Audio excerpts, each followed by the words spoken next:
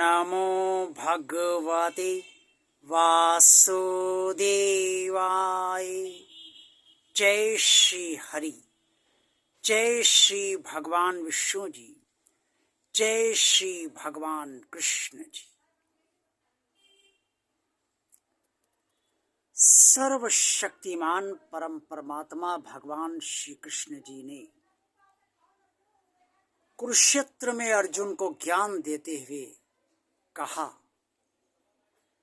तेषामहं समुद्धर्ता मृत्यु संसार सागरात् भवामि नचि रात पार्थ मय्यावेशित चेतसाम्। श्रीमद् भगवद गीता के अध्याय 12 श्लोक 7 में जो मैंने अभी आपके समक्ष इसका उच्चारण किया है, श्लोक 7 का, ये स्पष्ट तौर पर वर्णित है कि भगवान श्री कृष्ण जी ने अर्जुन से कहा कि जो मुझे अनन्य भाव से, अनन्य चित्त से भजते हैं, उन प्रेमी भक्तों का मैं संसार सागर से उद्धार कर देता हूं। भगवान श्री कृष्ण जी ने अर्जुन को उद्धार करने से पहले ये ज्ञान भी दिया कि भगवान की आराधना किस तरह से की जानी चाहिए और भगवान कितने प्रकार का है।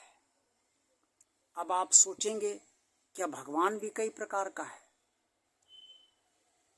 एक भगवान वो है जो निराकार है, अदृश्य है, जो स्वयं को जानता है, जो आदि अनंत और अजन्मा है, जिससे सब उत्पन्न है और वो किसी से उत्पन्न नहीं है, जिसका नाम ओम है।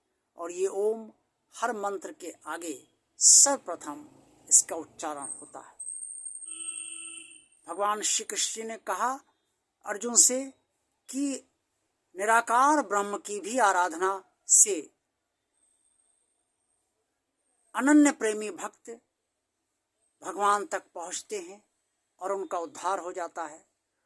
और जो सगुण भगवान की आराधना करते हैं, यानी कि साकार स्वरूप की आराधना करते हैं अनन्य प्रेम से, उनका भी उद्धार इस संसार सागर से हो जाता है। श्रीमद् भगवद गीता के अध्याय 12 में श्लोक 2 से 7 तक में ये सब कुछ स्पष्ट तौर पे वर्णित है। भगवान श्री कृष्ण जी ने कहा कि पार्थ, निराकार की आराधना कष्टप्रद होती है, क्योंकि मनुष्य देहधारी है और देहधारी किसी शरीर से ही जुड़ पाता है। इसलिए जो लोग निराकार की आराधना करते हैं उन्हें आराधना करने में कष्ट होता है। फिर भी भगवान श्री कृष्ण ने अर्जुन को बताया कि निराकार की आराधना किस तरह से की जाती है। भगवान श्री कृष्ण अर्जुन से कहते हैं, हे पार्थ, समस्त इंद्रियों को अपने वश में करके, मन को एकाग्र करके, प्राणों को बीचों बीच अपने रोक कर, यानी कि भवों के बीचों बीच रोक कर उस ओम का उच्चारण करते हैं, उस निराकार ब्रह्म का जो अकल्पनीय है, जिसकी कल्पना भी नहीं की जा सकती, जो अकथनीय है, जिससे कोई वर्णित नहीं कर सकता, जो अदृश्य है, जो सच्चिदानंद घन है, परमात्मा है, और जो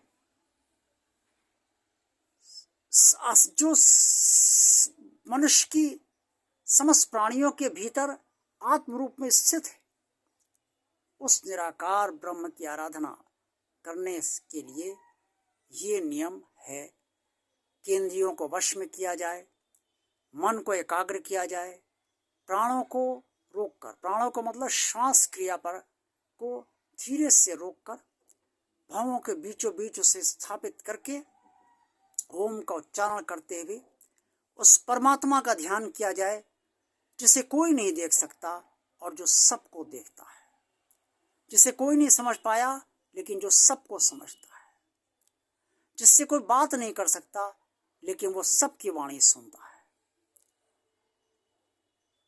ऐसी स्थिति में निराकार ब्रह्म की आराधना और ध्यान संभव हो पाता है। ये सबके वश का नहीं। इसीलिए भगवान श्री कृष्ण ने कहा कि निराकार ब्रह्म की आराधना, उसका ध्यान और उसकी भक्ति शरीरधारी के लिए कष्टप्रद इसलिए होती है कि उसे ध्यान लगाना बड़ा मुश्किल होता है। और जब सगुण हम भगवान की आराधना करते हैं, उसका ध्यान करते हैं, तो चाहे वो प्रतिमा के समक्ष करे या एक मन में चित्र बसा के करे, तो उससे आसानी रहती है।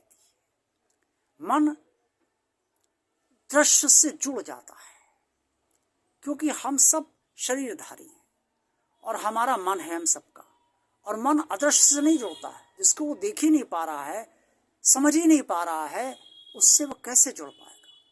तो निराकार ब्रह्म की आराधना में मन को निराकार से जोड़ने में बहुत कष्ट होता है, लेकिन सगुण की आराधना करने में, साकार भगवान की आराधना करने में मन को जोड़ने में बहुत आसानी होती है।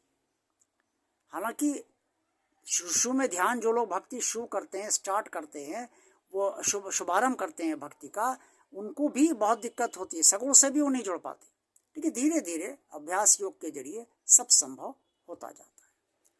तो भगवान श्री कृष्ण ने अर्जुन को ये समझाया है, जो अध्याय 12 में श्लोक 2 से लेकर 7 तक में स्पष्ट तौर पर वर्णित है कि चाहे मनुष्य निराकार ब्रह्म की आराधना करे और चाहे साकार रूप, सगुण रूप को भजे, लेकिन भजे प्रेम से, अनन्य चित्त से भजे, मन से भजे, तो उसका उद्धार अवश्य हो जाता है।